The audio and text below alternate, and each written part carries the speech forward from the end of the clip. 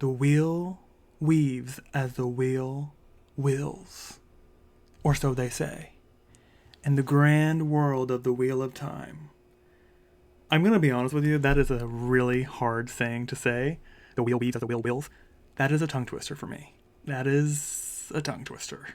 Hey, I'm Trebe, and this is my Story Corner, where I review comics, books, and other stories based on these 5 categories. We have story, characters, world building, theme, and writing. So let's go ahead and get into the review for Eye of the World by Robert Jordan.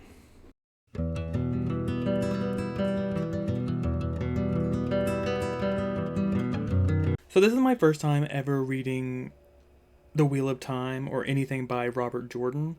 Or non-spoiler synopsis, I guess, of this book is basically farm kids meeting a wizard lady and her knight, or her warder as they're called. They go on a big, scary adventure. The Dark One is lurking around, and they all get separated. The whole party gets separated, and they have to go on a journey to find the title of the book, The Eye of the World. Okay, our first section of the review is going to be the story. I gave The Eye of the World 3 stars in the story section of this, and I'm going to explain why. So we're going to start with the pacing of the book. This is a chunky book. It's a big book. I actually read this book. I tried to read the physical copy to this point here. And then I like to read digitally. I know that's weird. I know a lot of book lovers are going to be mad at that. But I like to read digitally, so I read a lot of it via ebook, but I also got the audiobook, and we're going to touch on that a little later. But I will say there was a big reason why it was hard for me to listen to the audiobook, mainly for the characterizations of some of the characters, especially the evil characters. I will say that I did DNF this book like 3 times. It took me a minute to read The Eye of the World, but I really wanted to finish it because it's one of the most iconic fantasy series out there. It's so wild because it's such a good book, but then there's like there's like a few chapters where I was like, oh, this is dragging. Like, this is really boring. But yeah, I mainly wanted to finish this book due to the reputation it has in fantasy. You know, I'm used to reading like 300 to 500 pages of a book, and this one's like, what, 800 pages or whatever? So I really liked the multi-point of view. I really like stories that have more than one point of view. I love third person limited. I'm not a big fan of first person. I don't know why, it just makes me feel like I'm the character, and I don't like that. I love that everyone got separated, and the dynamics that Robert Jordan chose, like which characters were in which group, was really cool. Really loved Perrin and Egwene, like their sections of the book. I liked when Rand, Matt, and the Gleeman, Tom, were together. Those were pretty entertaining as well. So how engaged with the story was I? The overall story was entertaining, yet, like I said, I did DNF it a couple times because there were some chapters that I personally thought were very boring. It's not because the story was boring, it was predictable. It's your standard farm boy turns to hero, I guess you could say. It really follows those beats. So I was a little bored, I'm not gonna lie. And I think at the time that I kept picking this book up, like every time I picked this up, I was wanting a different type of story. I was wanting something that I haven't read before or haven't seen before. And The Wheel of Time is very traditional fantasy. It's very, at least the first book. I'm going to give the series a chance. We'll get to that too. But the first book is very predictable. And that's not a bad thing. It's like a comfort thing, you know? I wasn't a big fan of like all the different tavern scenes. And this could also be because I DNF'd it a couple times. A lot of the traveling just felt like the same. It was like the same place the whole time. The reason why it got 3 stars for the story is because it just felt like a classic fantasy, traditional fantasy. Like, you could have added in my opinion, maybe I'm wrong, you could have put orcs, like the Trollocs could have been orcs. You know, some of these characters could have been elves, and I would have been like, yeah, that works. So, not that that's a bad thing. It was just very average when it came to the story, and that's that. Okay, so the next section we're gonna go over are characters, which I also gave 3 stars. The standouts for me, I'll just go over that real quick, would be Moraine, Perrin, Tom the Glee Man, Loyal, and Alas? I don't know how to say his name. The guy that's a wolf. I don't know. Those were my big standouts. I was watching some reviews of this book and like reading how people felt about it. I really liked Moraine. I was really nervous in the beginning of the book that she was just going to be female Gandalf. Very happy that she wasn't. I really liked her a lot. I thought she was really cool. Okay, so our next character that was a big standout for me was Perrin. I loved all the wolf stuff. It kind of came out of nowhere for me, but that was cool. I thought it was really fun. I loved that his eyes turned yellow or gold. I liked the scene where the wolves came. And sorry, I'm closing my eyes because I'm trying to remember where all the wolves came when the children of the sun or the children of the light. Sorry, I can't remember everything about this book. Like when they were trapped, him and Egwene, and he was like communicating with the wolves. I really like that. I'm really hoping that Perrin's journey with the whole wolf thing is satisfying because I really liked that aspect of the book. Okay, so our next character is Tom the Glee Man. I'm gonna be honest with you, this picture that I have on the screen right now is not how I envisioned him or his cape. I got this off of like the Wheel of Time Wikipedia.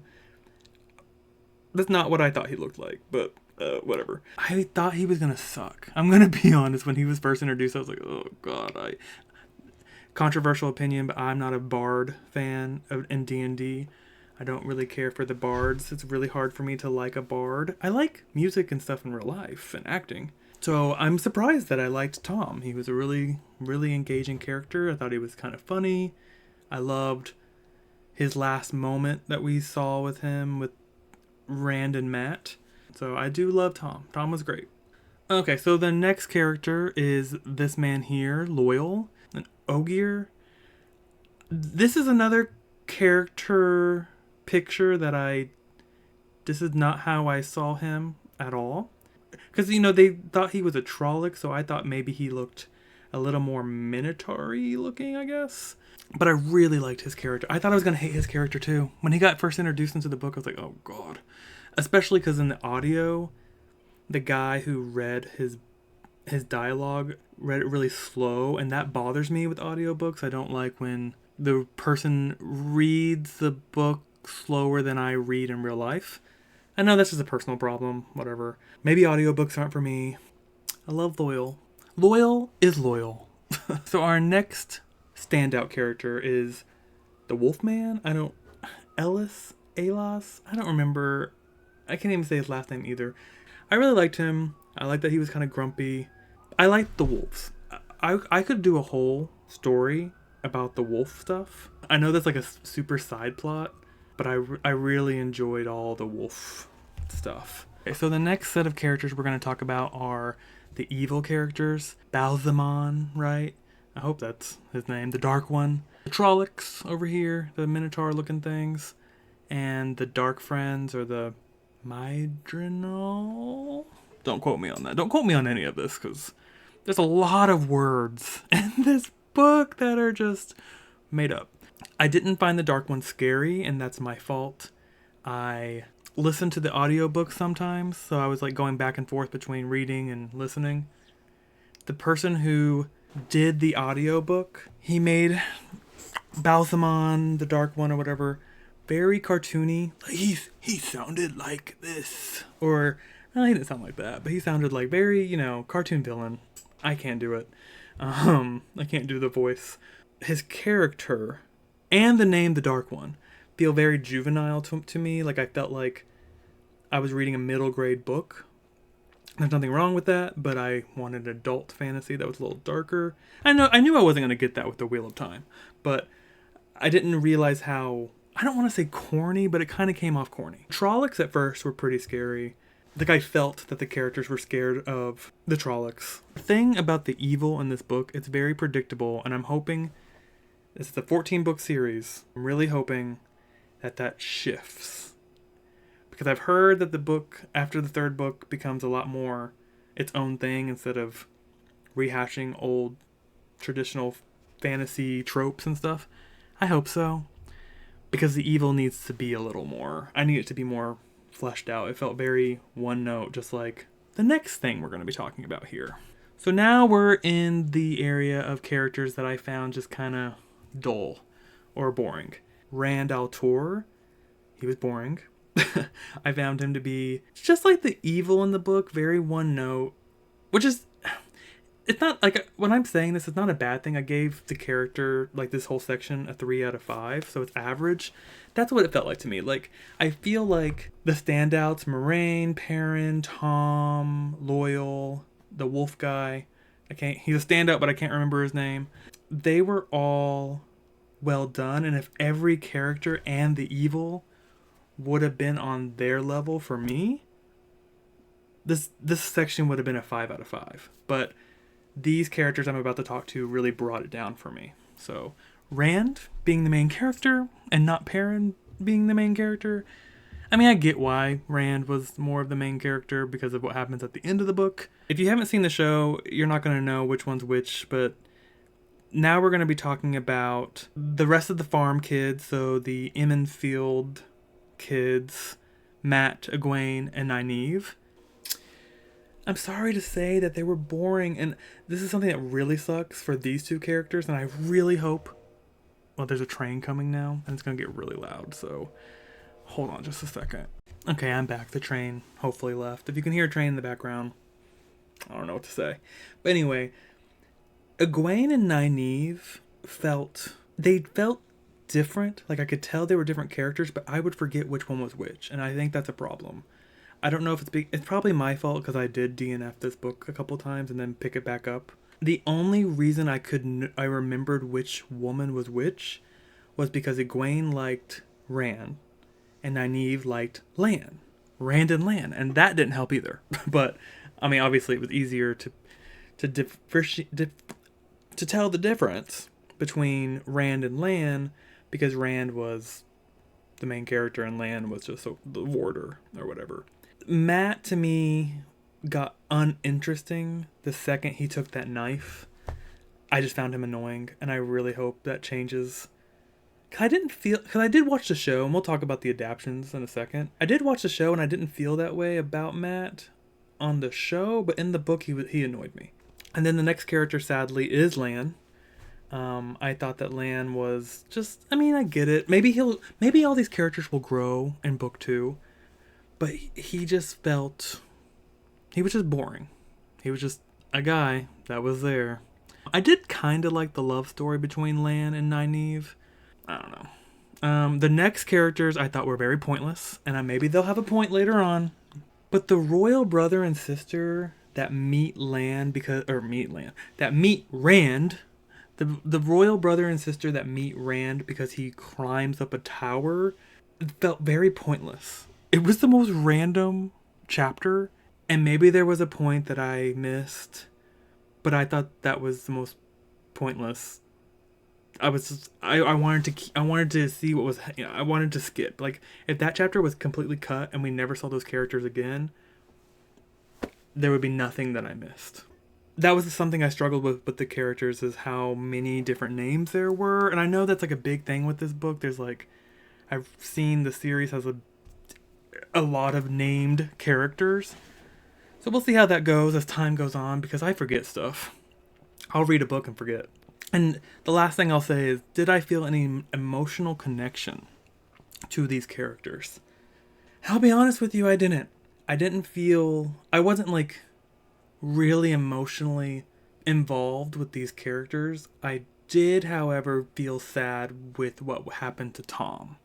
But he was also one of my standout characters. We'll see if that changes. Maybe I need a couple more books to feel connected to these characters, but That's how I felt. And I gave it a 3 out of 5 for this category. Okay, so the next section we're going to cover is world building, which I gave a 3 out of 5. One of my biggest things, especially in fantasy, is world building. I love world building. I build my own worlds. It's one of the coolest things. It's why I'm drawn to fantasy, to be honest, is the world building. It did feel like we were in this bigger world. It did feel like a realized world. Let me pull this up real quick. I love this map. I'm gonna be honest with you. See this map right here? I didn't necessarily feel that this was the world that I was reading. Maybe that was my fault. maybe all this whole review is my fault. But I just didn't feel like the world was as big as the map that I saw when I was reading the book. And the world felt very traditional fantasy. I'm not really big on medieval fantasy. I feel like I've been there, done that. You know, there's taverns and there's inns and it just felt, and there's castle-y. I was trying my hardest to imagine something different. I was imagining a different type of world in my head. For the most part, when they were traveling from Eamon's Field to Tarvalin, all the areas felt very samey to me. Like all the little places they stopped in. You know, it was like, okay, here they're at a barn. Here they're in an inn. Here they're pretending to be gleemen. I just pictured the same medieval looking village until they went to Tarvalin. Tarvalin was the first time where, I don't know if it was just my imagination or maybe how it was described, but it felt very different to me. Just, I imagined very different types of buildings and stuff in Tarvalin. So I did like how I felt about the unique feeling of Tarvalin. I thought the Aes Sedai were pretty interesting. I loved the concept of them. I liked the different colors, like the red Aja, blue, green, the mysterious, there's a possible black Aja, which I'm sure will be revealed as true. I did like that a lot. The Children of the Light or the Children of the Sun, I can't remember which is which. They were interesting. I really like the somewhat religious aspect of these groups. Children of the Light, they were definitely a religious faction. And the Aes Sedai, I mean, it was definitely giving that. I'm hoping that the next couple books change it up for me, because I don't want to DNF the series. I want to read all 14 books, but we'll see. The magic system. Now, this is where it was interesting, but I struggled. I struggled a lot. There's the one power that's powered by the true source, split into 2 different genders, so the female and the male. Female is Sidar, and the male half is the Sidon, or Sidon? I'm going to try to explain this like you don't know what I'm talking about and see if we can get there. So, female power, Sidar, untainted. Male power, Sidon, tainted by the Dark One. You know, they round up the men that can access the one power and they put them away or kill them or whatever. That was interesting to me. Then we get into what the power actually is, and the women, I believe, have the elemental powers, or they can do elemental weaving for air and water, and men have fire and earth. When they said elemental, I was confused because I thought it was going to be more like Avatar. And then when I saw how the TV show did it with the little weaves, I'll be honest with you, I still don't really get it, but that's on me. For world building, it's an average. It's a 3 out of 5. Okay, our next section. Theme. What is the theme? The themes that are tackled in the Wheel of Time. One of the biggest themes is good versus evil. A lot of fantasy does that. It was fine. You know, it was fine. I didn't have any problems with that. I think the more interesting conversation the book was having is gender roles. What it takes for men and women to work together. I gave theme 3 out of 5 stars. I thought the themes were good, fine, you know. So now we're on our last section, writing. And I'm going to get it right out of the way. I gave this a 5 out of 5. Robert Jordan is a hell of a writer. I think most people probably already know that. I had no issue with his writing. It was easy to read. It was fun to read. His prose was great. There were some pacing issues, but that's just because it was my personal taste. It wasn't because of the writing was bad. There was just some things that when I'm reading a book, I'm like, I don't care about this. So it wasn't really a Robert Jordan writing problem. It was a Trey is not a fan of this, problem. I would love to be on this level. I mean, a lot of people would. If you do want to be a fantasy writer, you should definitely read this book. Where there were some things that I didn't love was some of the dialogue was a little wonky in some places. I've heard that a lot of people make fun of him because the women always tug on their braids or whatever. Just all praises to the writing. The writing was great. I loved it. The book got a 3.4, which is not bad. I mean, on Goodreads, I think I gave it a 5. When I finished it, I was like, 5 stars. But now that I'm like kind of analyzed the book, I think a 3.4 is good. I think it's an average start. Obviously, I thought his writing and his prose was phenomenal. The issues I had with the book were more like just how, I've read a lot of things. I've watched a lot of things. I've consumed a lot of entertainment. And I think if I would have consumed this book when I was young, I would not feel this way. But since I'm about to be 35, just now reading The Wheel of Time, I think it just has a lot of stuff I've already seen, and that's what hurt the book for me when I'm reading it. If you've never read a fantasy book and you don't know anything about farm boys and chosen ones, you're going to love this book. You're going to be obsessed with this book, probably.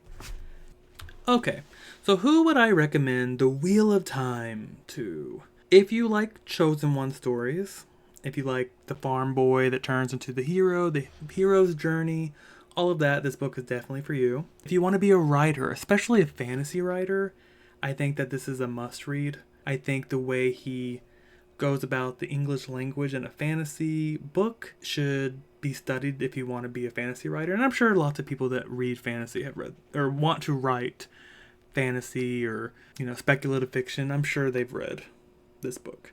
And if you haven't, you should. If you love long books, for a while I have not been a fan of books that were over 500 pages. So if you love long books, you'll love this book. I do think some things could have been cut out of this book. I feel that way about all long books. I think that this is just like a staple of fantasy books being this thick. I just think that a lot of these books can have things cut out of them. They don't need to be that long. And 14 books makes me a little nervous. I'm really hoping that this is not like a trilogy or 5 books that were stretched out into 14 books. We'll see. But this is such a popular series. I'm hoping that it's good. I'm really hoping for me, like this is the hope for me, because I'm going to read the second book soon, that it starts to be less predictable. Because I was just like, yeah, this book is going exactly the way I thought it was going to. And that's not a problem. It's just, I feel like that's more how, like, when I read YA, which I don't do very often, that's what it felt like to me. It felt like a adult writing in a YA setting. Okay, so now we're going to go into the bonus content. I did mention at the beginning of the video that I love graphic novels, comic books, that whole medium. And so when a book that I read has different adaptions, I try, while I'm reviewing them, I'm trying to look at the other adaptions. The Eye of the World does have a comic book, as does The Great Hunt, and maybe the third book. After I read the book, The Wheel of Time, book 1, I tried to read this comic book. It looks like it was Chuck Dixon and Chase Conley adapted it. I think I might give it another try, but I couldn't get past the artwork.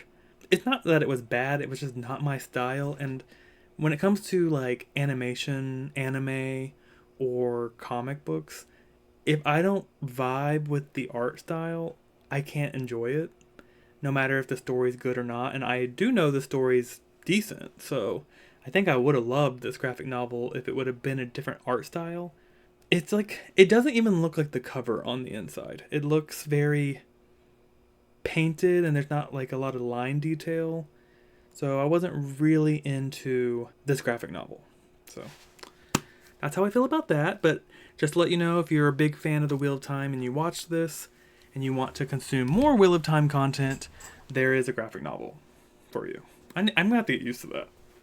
So the other adaptation of the Wheel of Time is one that most likely everyone knows, the Amazon Prime TV show, The Wheel of Time.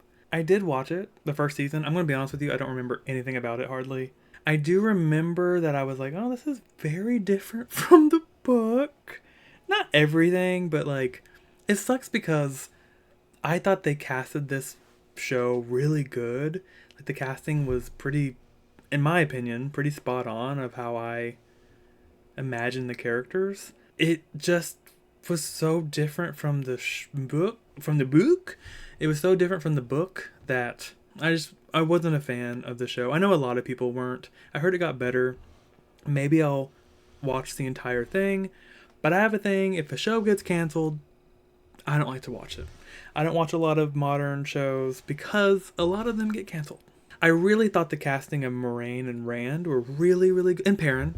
I'm a big Perrin fan. I hope that continues. I hope his story gets really good because I'm a huge fan of Perrin. I don't know why. I just am. Every time he was on the page, I was like, yeah, Perrin. Okay, so like I said, the overall rating of the book is a 3.4. I hope you liked this review. I had a good time. It's my very first review. I'm planning on doing reviews in this format, obviously. Hopefully I get better at it.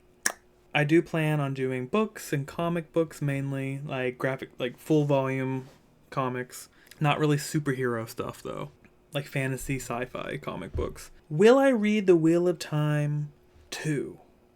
The Great Hunt. Yes. I'm going to be reading that. I have some other books that I want to read. Like right now I'm reading Carrie. So that review will be up and by Stephen King. And I'm also reading Brandon Sanderson for the first time, and I feel like that will be an interesting review for me because I have a lot to say about Mr. Brandon Sanderson. So, like I said, thank you so much for watching the review. I had a really good time with Robert Jordan's The Eye of the World, the book one of The Wheel of Time, one of the most massive fantasy series out there. I'm hoping that I'm going to be on a wild and fun ride while I read all these books. So, until next time, see ya.